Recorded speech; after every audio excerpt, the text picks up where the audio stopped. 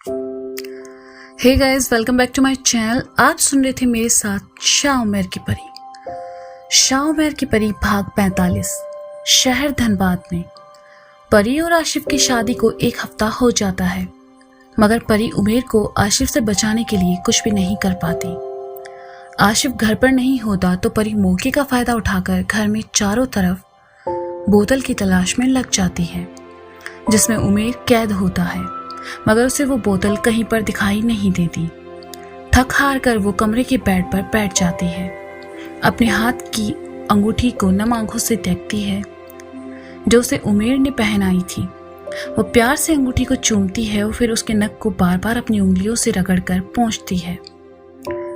अचानक उस अंगूठी में से एक चमक होती है। वो जब ध्यान से अंगूठी को देखती है तो उसे एक पल के लिए अमायरा, उसके अगले ही पल नफीसा, हनीफ, शहजादे इरफान बारी बारी दिखते हैं, शिवाय उमेर के। परी को सब दिख जाते हैं। परी समझ चुकी होती है कि इन सब के पास भी बिल्कुल वैसी ही अंगूठी है जैसे उसके पास है, और इन अंगूठियों के बीच कोई ना कोई कनेक्शन जरूर है, जिस वजह से रगड़ने पर उन सब की झलक दिखी। आशिफ कमरे में अचानक आता है तो देखता है कि परी अकेले में मुस्कुरा रही है, तो वह उसके बगल में बैठते हुए कहता है, क्या बात है, आज मेरी जान अकेले बैठकर मुस्कुरा रही है। मेरे बारे में ही सोच रही थी ना तुम? मुझे पता था कि तुम बहुत जल्द उस जिन को भूलकर मुझसे मोहब्बत करने लगोगी। मेरा प्यार तुम्हारे लिए भरपूर है। हाँ, तुमने सही कहा आशिफ। मैं अब कहीं और नहीं जाना चाहती, बल्कि मैं सही और गलत में फर्क करना सीखने लगी हूँ। बस मुझे थोड़ा वक्त चाहिए अपनी लाइफ में अच्छे से एडजस्ट होने के लिए। आई होप तुम समझोगे अपनी परी को। परी ने थोड़े प्यार से अंगूठी को छुपाते हुए कहा, थोड़ा क्यों, तुम्हें जितना वक्त चाहिए ले लो परी। मैं बस चाहता हूं कि तुम भी मुझसे उतना ही प्यार करो जितना मैं तुमसे करता हूं। आशिफ ने कहा, अच्छा आशिफ, तुमने मेरा वो आईना कहाँ रखा? मुझे उसमें खुद को देखकर तैयार होने की आदत सी हो गई है। तुम्हारे घर पर कोई बड़ा आईना भी तो नहीं है। भला मैं किसमें देखकर तुम्हारे लिए तैयार होंगी? परी ने आशिफ से कहा। आशिफ को परी पर थोड़ा थोड़ा शक होता है कि हमेशा मुझे अहमियत ना देने वाली लड़की एकदम से मुझसे मोहब्बत से पेश क्यों आ रही है, मगर परी ने उससे इतने प्यार से कहा होता है कि वह पिघल सा जाता है और मना नहीं कर पाता। अपने जज्बात दिखाते हुए आशिफ कहता है, परी, उस आईने को मैंने स्टोर रूम में रख दिया है। वो तुम्हारे किसी काम का नहीं है। मैं आज ही तुम्हारे लिए एक खूबसूरत सा आईना लेकर आता हूँ, मगर उस आईने के पास तुम नहीं जाओगी, ठीक है? वादा करो। अच्छा, तो आशिफ ने स्टोर रूम में मेरे आईने को छुपा कर रखा है। उधर तो मेरा ध्यान गया ही नहीं। वैसे भी अगर आईना मिल भी गया तो मैं क्या कर सकती हूँ? कोई मेरी आवाज सुनेगा ही नहीं। परी मन ही मन कहती है, क्या सोचने लगी परी, कुछ कहो भी। आशिफ ने उसे खामोश देखकर कहा, कुछ नहीं, मैं बस कह रही हूं कि जैसा तुम कहो। जब तक तुम नहीं बोलोगे मैं उस आईने के पास तो क्या, कहीं भी बिना तुम्हारी इजाजत के नहीं जाऊंगी। अच्छा आशिफ, तुमने देखा वेबसाइट पर कुछ दिन से ऑर्डर ही नहीं मिल रहे, कहीं हमारा काम बंद ना हो जाए। परी ने कहा, दैट्स माई गर्ल। वैसे किसने कहा कि ऑर्डर नहीं मिल रहे? आज ही चेक किया मैंने तो 10 ऑर्डर थे। मैं तो ऑर्डर कुरियर में भी लगा आया। आशिफ ने परी की गाल खींचते हुए कहा, अच्छा ठीक है फिर। आशिफ, एक बात कहूं, बुरा तो नहीं मानोगी? परी ने बहुत प्यार से कहा, तुम प्यार से जो भी कहो सब मंजूर है मुझे, कहो क्या बात है। आशिफ ने प्यार से परी को थामते हुए कहा, वो मैं कह रही थी कि अब जब मैं तुम्हारी हो ही गई हूं तो उस जिन उमेर को क्यों कैद कर रखा है? उसे आजाद कर दो और भेज दो हमेशा के लिए उसे उसकी दुनिया में, ताकि कोई भी हमारी मोहब्बत के बीच में ना आए। परी ने थोड़ा हकलाते हुए कहा। आशिफ जोर का थप्पड़ परी को मारता है और कहता है, मुझे पता था इतनी आसानी से तुम्हारे सर से उस उमेर का भूत नहीं उतरेगा, इसीलिए तो उस पर ऐसा अमल कर दिया है कि वो धीरे धीरे करके कुछ ही दिनों में मर जाएगा। फिर उसके जिस्म के बचे हुए अंश मैं तुम्हें दे दूंगा, तावीज बनाकर पहन लेना, समझी? उसे मुझसे कोई भी आजाद नहीं करवा सकता, समझी तुम? अब दोबारा उसका नाम मेरे सामने मत लेना, वरना मुझसे बुरा कोई भी नहीं होगा। और हाँ, यहाँ तुम्हें आराम करने के लिए नहीं बल्कि घर के काम करने के लिए लेके आया हूँ। जाओ और जाकर काम करो, तुम्हारे बाप का घर नहीं है ये। आशिफ का गुस्सा 7वें आसमान पर था। मगर आशिफ, उमेर की क्या गलती है इन सब में, छोड़ दो ना उसे, परी ने रोते हुए कहा। तो आशिफ गुस्से में उसका हाथ पकड़कर उसे किचन लेकर आ जाता है और गैस जलाकर परी के हाथ जलते हुए गैस पर रख देता है। परी का हाथ पूरी तरह जल जाता है। पूरे घर में परी के चीखने की आवाजें गूंजती है, जिसे सुनकर नादिया जी और हसन जी दौड़ते हुए उसके घर की तरफ आते हैं। आशिफ बेटा, ये सब क्या है, परी क्यों चीख रही थी?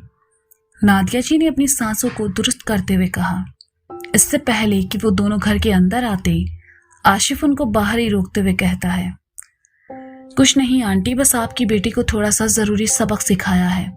अपने शोहर के सामने भला कौन बार बार किसी गैर मरहम का नाम लेता है?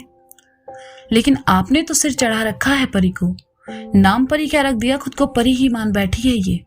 जब देखो मेरे को छोड़ दो की रट लगा रखती है, इसलिए जरूरी था इसे सबक सिखाना। इस बार बस हाथ जलाया है, दोबारा कुछ इसने किया तो उसका चेहरा जुबान सब जला दूंगा। आप भी अच्छे से सुन ले, ये बहुत बेहतर होगा कि आप लोग मेरी जाति मामले से दूर रहें, वरना आपके किए की सजा भी इसे ही मिलेगी। तुम्हारा दिमाग तो सही है, तुमने परी का हाथ जला दिया, जान से मार दूंगा तुम्हें। मैंने अपनी बेटी की शादी तुमसे उसे मारने पिटने के लिए नहीं की थी। हसन जी ने आशिफ के कॉलर पकड़ते हुए कहा।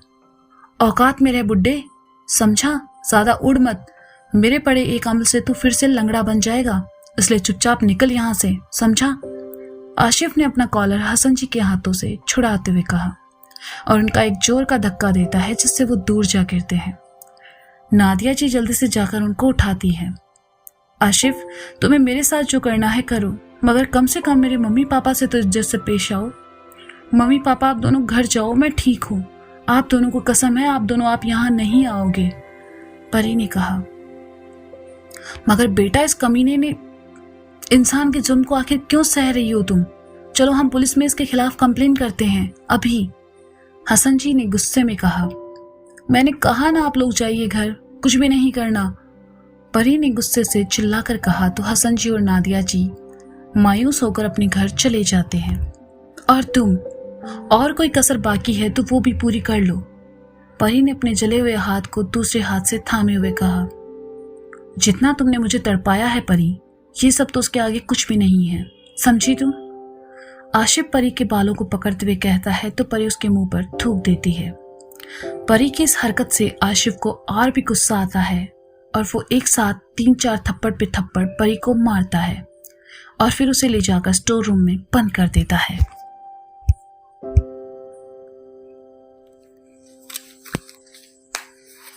दूसरी दुनिया, जाफरान कबीला। दादा अब्बू, आप ये आईने को गुलाब के पानी से क्यों नहला रहे हो? शाह कौनेन को आईना धोते देखकर नफीसा ने कहा। अरे बेटा, मैं नहला नहीं रहा, मैं तो इस आईने को पहले की तरह पाक कर रहा हूँ, ताकि फिर से इससे आने जाने का रास्ता खुल जाए और मैं ये पता कर सकूं कि दूसरी तरफ आईने को आखिर किसने अपने कब्जे में कर रखा है। शाह कौनेन ने कहा। क्या कहा आपने? दूसरी तरफ के आईने को किसी ने कब्जे में कर रखा है? तो क्या परी भाभी किसी मुसीबत में तो नहीं? नफीसा ने परेशान होते हुए कहा। हो सकता है कि परी और उमेर दोनों किसी की साजिश का शिकार हो चुके हों, मुझे तो ऐसा ही महसूस हो रहा है। नफीसा बेटा, इंसान असरफुल मखलूकात होते हैं। अल्लाह ने अपने बनाए हुए हर मखलूक में इंसान को आला मुकाम दिया है, इसलिए कभी कभी उनसे सामना करना हमारे लिए मुश्किल हो जाता है। कदीम जमाने से यह इंसान अपने अमल के जरिए हम जिन्हों को अपना गुलाम बनाते आ रहे हैं, इसलिए जो भी करना है सोच समझकर करना होगा, शाह कौनेन ने परेशान होते हुए कहा। दादा अब्बू, आप कहो तो मैं इंसानी दुनिया में जाकर उमेर भाई को तलाश कराऊं, साथ में परी भाभी के घर भी हो आऊंगी, नफीसा ने कहा। नहीं मेरी बच्ची, तुम ये गलती मत करना, वरना मुश्किल में फंस सकती हो। किसी भी काम में जल्दबाजी नुकसान पहुंचाती है, शाह कौनेन ने कहा। दादा अब्बू, आप खाना खा लेना, मैं हनीफ के साथ महल जा रही हूँ, अमायरा आपी से मिलने, और हो सके तो आप भी मेरे साथ चलें, नफीसा ने उमेर के बेड पर अपने दादा के लिए खाना लगाते हुए कहा। नफीसा मेरी बच्ची, तुम जाओ, मैं घर पर ही रहूंगा, शाह कौनेन ने कहा तो नफीसा तैयार होकर निकल जाती है। उसे रास्ते में हनीफ मिल जाता है। आ गई तुम? कहाँ थी इतने दिनों से? अपनी आपी की याद भी नहीं आई? नफीसा के आते ही अमायरा ने उसके कान खींचते हुए कहा, आप ही छोड़िए, दुख रहा है। और क्या करती मैं आप? आपकी शादी महल में हुई है, मेरी नहीं। और दादा अब्बू को घर पर अकेले कैसे छोड़ देती? इतने साल बाद उनका साथ नसीब हुआ है मुझे। नफीसा ने अपने कान छुड़वाते हुए कहा। अरे वाह मेरी बहन, आज बहुत समझदारी वाली बातें कर रही हो। लगता है हनीफ ने सुधार दिया तुम्हें, वरना तुम में इतनी अक्ल कहाँ है? अमायरा ने हनीफ की तरफ इशारा करते हुए कहा। सही कहा आपने आपी, इस पागल को अब मैं ही ठीक करूंगा, हनीफ ने भी मजे लेते हुए कहा। हनीफ, मैं देख रही जब से हमारी मंगनी हुई है तुम कुछ ज्यादा ही बोलने लगे हो। ज्यादा बकवास की तो शादी भी नहीं करूंगी तुमसे, नफीसा ने हनीफ को घूरते हुए कहा। अरे भाई, तुम तो गुस्सा हो गई। अच्छा ठीक है, आज के बाद ये बात कभी नहीं दोहराऊंगा, ठीक है? हनीफ ने अपने दोनों कान पकड़ते हुए कहा। किस बात की माफी मांगी जा रही है हमारी साली साहिबा से? और तुम सब खड़े ही रहोगे या बैठोगे भी? शहजादे इरफान ने आते हुए कहा। कुछ नहीं शहजादे इरफान, बस ऐसे ही नफीसा की नाक पर गुस्सा चढ़ा रहता है, उसे ही उतारने की कोशिश में था, हनीफ ने कहा। सब एक साथ बैठक में कमरे में बैठकर घंटों एक दूसरे से बातों में लगे रहते हैं। सुनिए, खाना लगा दिया है, चलकर खा लें। और हाँ, तुम सब भी चलो। नफीसा, तुम मरियम को उसके कमरे से बुला लाओ, सब साथ में खाते हैं। अमायरा शहजादे इरफान और बाकी सबको खाने के लिए कहती है। सुभान अल्लाह आपी, आपके मुंह से सुनिए सुनकर कितना अच्छा लग रहा है। लगता है आप दोनों की बात बन गई है, तभी आप दोनों हर वक्त एक दूसरे को देखकर मुस्कुराते रहते हो, नफीसा ने अमायरा को छेड़ते हुए कहा। चुप कर शैतान, अब चल मेरे साथ बावर्ची खाने में और थोड़ी मेरी मदद कर देना। अमायरा ने शर्माकर शहजादे इरफान को एक नज़र देखा और फिर नफीसा का हाथ थामे चली जाती है। सब एक साथ खाने की मेज के पास कुर्सी लगाकर बैठ जाते हैं। सब खाना खा ही रहे होते हैं कि सबकी मंगनी वाली अंगूठी बारी बारी करके चमकने लगती है। अचानक से ये क्या हुआ? हम सबकी अंगूठी में चमक कैसी? हनीफ ने कहा। तो सब बारी बारी से अपनी अंगूठी को ध्यान से देखने लगते हैं। अमायरा आपी, इसमें तो परी भाभी दिख रही है, जो कि परेशान लग रही है, नफीसा ने कहा। हाँ, मुझे भी परी दिखी, आंसू भी है आंखों में, शहजादी मरियम ने कहा। हम सबकी अंगूठी आपस में जुड़ी हुई है और ये कोई आम अंगूठी नहीं है। अगर हम कभी किसी मुश्किल में हो तो ये रास्ता भी बताती है, शहजादे इरफान ने कहा। अचानक परी का दिखना हम सबको कुछ गड़बड़ का एहसास नहीं दिलाता? इरफान, आपको पता चला उमेर भाई के बारे में कि वो कहाँ है? अमायरा ने कहा। अमायरा, उमेर की तलाश मैंने कई बार करवाई, मगर उसका कहीं भी कुछ भी पता नहीं चल रहा। कहती हो तो मैं एक बार और उसकी तलाश करता हूँ, शहजादे इरफान ने कहा। मुझे लगता है हमें पहले परी भाभी के घर चलकर पता करना चाहिए कि आखिर मामला क्या है। मगर जिस आईने से हम उनके घर जाते थे वो रास्ता किसी वजह से बंद हो गया है, और दादा अब्बू कह रहे थे कि इंसानी दुनिया का वो आईना शायद किसी इंसानी आलिम के हाथों में है, और वो आईने से हमारे घर पर भी आया था, नफीसा ने कहा। नफीसा, ये सब बातें तुम मुझे आज बता रही हो? इतनी लापरवाह कैसे हो गई तुम? अमायरा ने गुस्से में उसे डांटते हुए कहा। माफ कीजिए आपी, मुझे ध्यान नहीं रहा। मुझे लगा कि दादा अब्बू ऐसे ही कह रहे हैं। वो क्या है ना, बूढ़े भी तो हैं वो बहुत, नफीसा ने कहा। नफीसा, आज दिल कर रहा है एक चांटा खींच कर लगाऊं तुम्हें। बेपरवाह हो तुम।